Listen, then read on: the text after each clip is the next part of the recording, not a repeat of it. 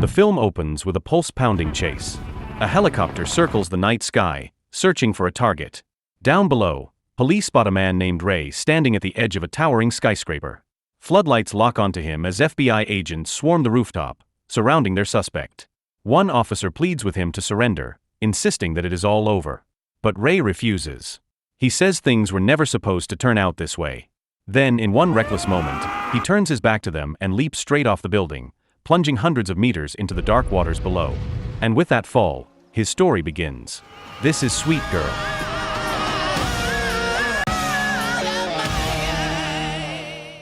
The story then rewinds to a much earlier time. We see Ray on a peaceful hiking trip with his wife and their young daughter. They walk through a beautiful forest, set up camp near a quiet river, and spend the night under the stars. Their daughter, Rachel, sleeps soundly in her mother Amanda's arms, while Ray looks at the two of them with warmth and love. But that happiness is shattered when tragedy strikes. Amanda's cancer returns for a second time, and she is rushed to the hospital. The doctors recommend a drug called Imfermin, but the price is impossibly high. The family cannot afford it. They try to live as normally as they can. On Rachel's birthday, Amanda gives her a stuffed bear she names Paloma, a small moment of joy in the middle of their struggle. Later, in a touching scene at a boxing gym, Ray trains with Rachel, who playfully outsmarts her father in the ring. She let me train her, Coop. Back at the hospital, the doctor brings hopeful news. A new drug, Spiro, will soon be approved.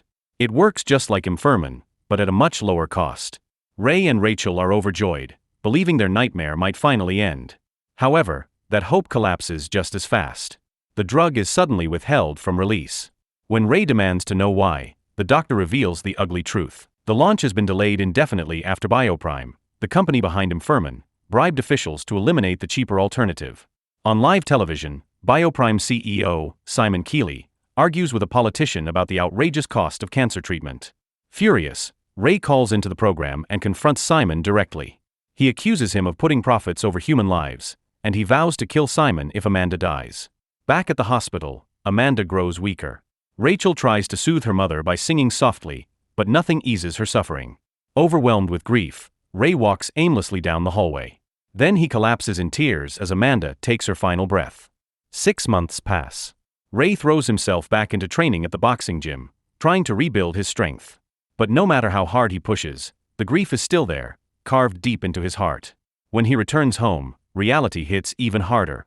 A pile of unpaid bills waits at the door. Rachel tries to comfort him, telling her father not to worry, but the weight on his shoulders is impossible to ignore. In the middle of their quiet conversation, Ray receives a phone call from Martin Bennett, a journalist from an outlet called Peace. Martin claims he has been investigating Bioprime and several powerful corporations tied to a massive corruption scheme. He believes Amanda's death is connected to it and could be a key part of his report. He urges Ray to meet him within 20 minutes.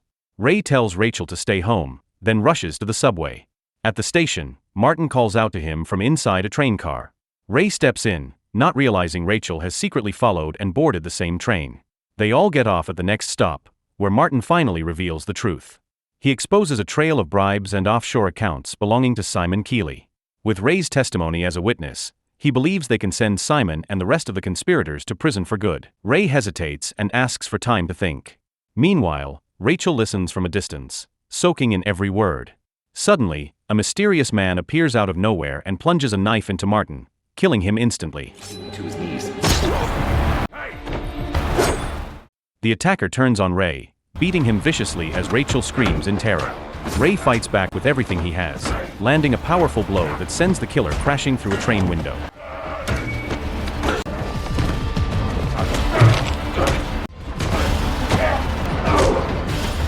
But the assassin climbs back in and continues the assault. Rachel tries to help, only to be thrown out of the door just as the train stops. Bleeding and barely standing, Ray manages one more strike and breaks free, trying desperately to reach Rachel. But before he can escape, the killer drives a blade into Ray's side and hurls him out the window as well. Ray and Rachel lock eyes from the station floor, then both collapse into unconsciousness.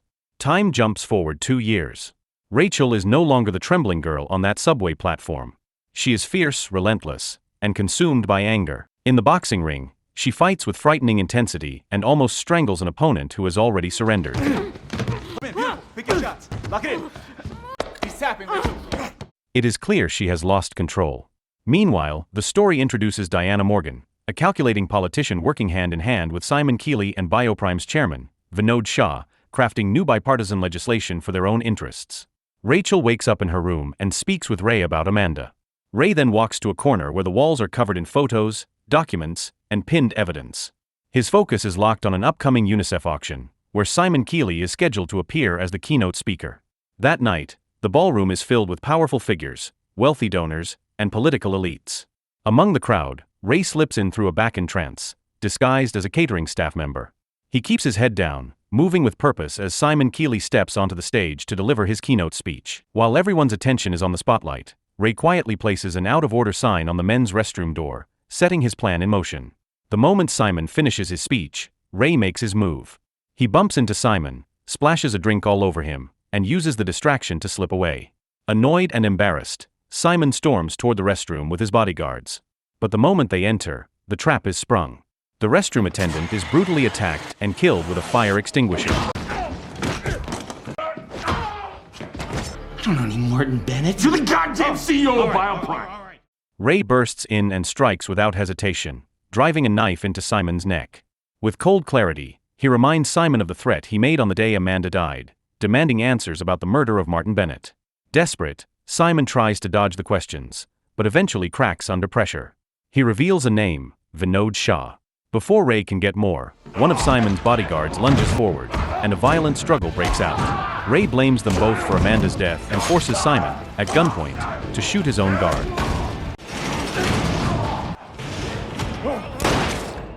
After a frantic fight for control of the weapon, Ray finally overpowers Simon and ends his life by suffocating him with a plastic bag. Ray returns home in a storm of adrenaline and grief. He orders Rachel to pack immediately. He tells her there is no turning back. He has killed Simon, and now the people behind all of this will come for them. Meanwhile, the FBI arrives at the crime scene. A shaken security guard tells investigators about overhearing a woman's name and a death threat. Agent Sarah Meeker orders a full sweep of every recorded threat made against Simon Keeley. It doesn't take long for Ray Cooper's name to surface, along with the old broadcast of his public confrontation. The FBI tracks his vehicle, and Sarah issues an alert. The same intel is forwarded to two hired assassins. Ray and Rachel reach a roadside motel. While Ray unloads their bags, he sends Rachel to the room. But Rachel secretly calls Agent Sarah from a public phone, insisting her father is not a murderer. Sarah gives her a private number and tells Rachel to call again from an untraceable phone. Rachel hangs up before she can give their location. Ray joins her in the room, placing a small bell on the front door as a makeshift alarm. Tension rises between them. Rachel is angry, Ray is on edge. The moment the assassins break into the motel, the bell jingles, and Ray jolts awake. He rushes Rachel into the hallway and prepares for a fight. Ray takes down the first attacker, choking him unconscious.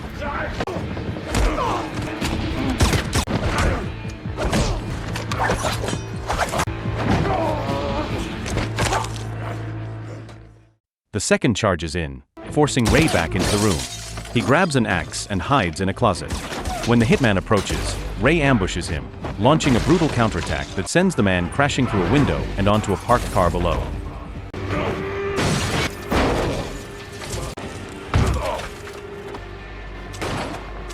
Ray finishes the fight using the killer's own gun, then grabs their weapons and ammunition. Without wasting another second, he and Rachel flee into the night.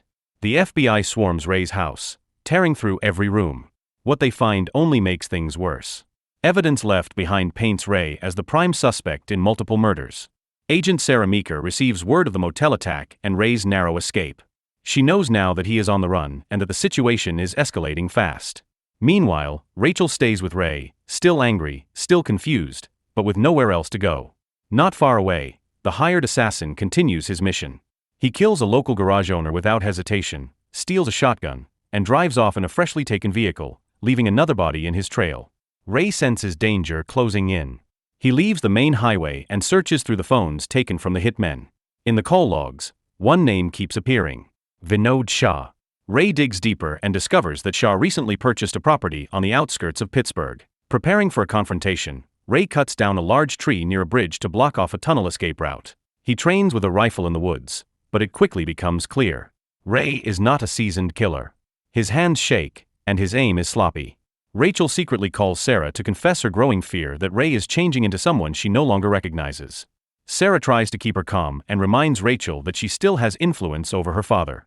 Rachel insists she wants to help him, not stop him. After a heated back and forth, Ray reluctantly agrees to let Rachel stay by his side.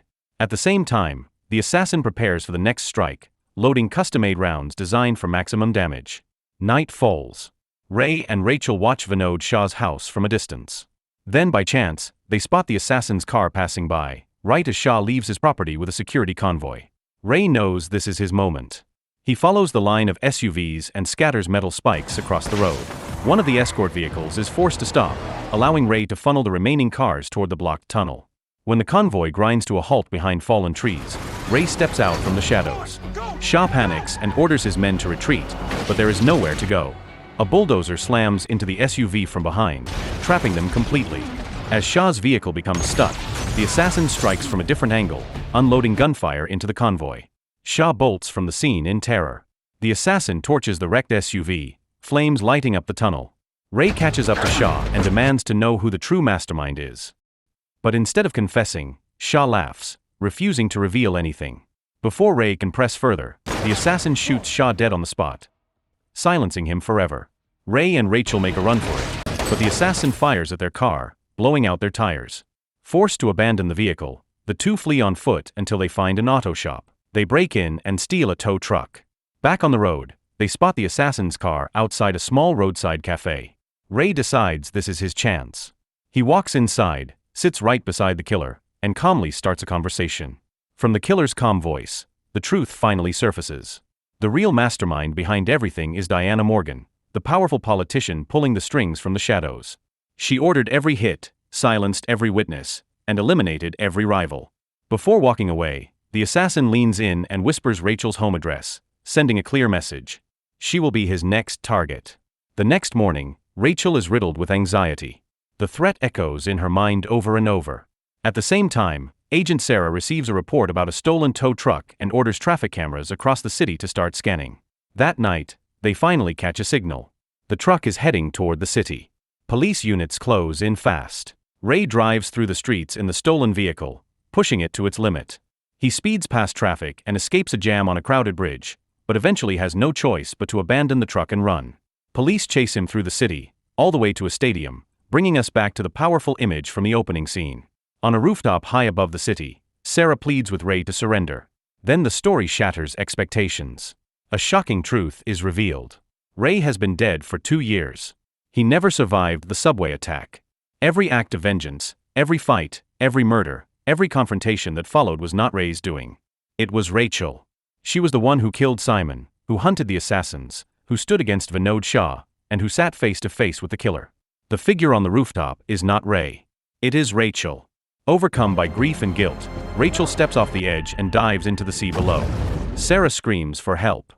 Rescuers pull Rachel from the water and rush her to an ambulance, but the moment she regains consciousness, she attacks the medics and escapes into the night.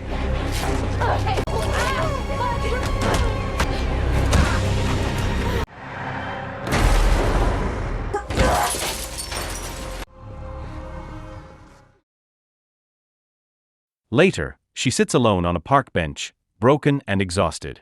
In her mind, Ray appears beside her again, comforting her just as he once did. With her emotions burning, Rachel attends one of Diana Morgan's public speeches and watches her closely from the crowd. Suddenly, the assassin returns. As Diana heads into a government building, Rachel slips inside behind her. Tension swells. She pulls on Ray's old jacket, as if borrowing his strength, and heads straight for Diana's office. Before she can reach her, the killer strikes. The two enemies crash through furniture and glass, their brutal fight spilling into a fountain outside. Rachel is dragged underwater, slipping toward unconsciousness.